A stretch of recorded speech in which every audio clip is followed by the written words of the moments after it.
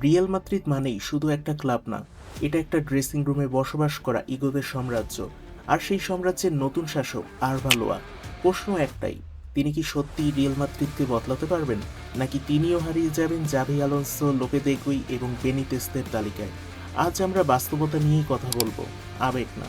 প্রথমেই বুঝতে হবে আরবালোয়াকে কখন এবং কেন আনা হয়েছে।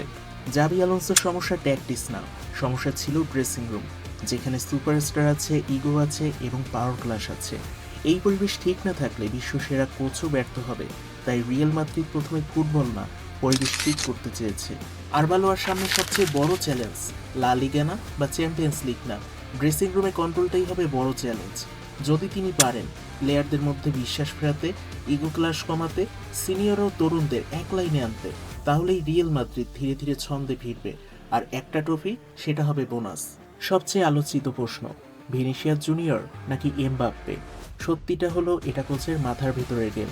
যদি আলভারো ভিনিকে ন্যাচারাল পজিশনে খেলান এবং তাকে ফ্রিডম দেন, তাহলে রিয়ালের মেইন ম্যান একজন না, দুজনই হতে পারে।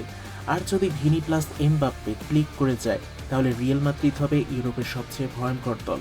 যদি আরবালোয়া ব্যর্থ হন, তাহলে প্রশ্ন আসবেই, ক্লোপ নাকি মরিনহো? বাস্তবতা হলো ফ্যানদের পছন্দ এবং ম্যানেজমেন্টের ঝোঁক ইয়র্গেন ক্লোপের দিকেই।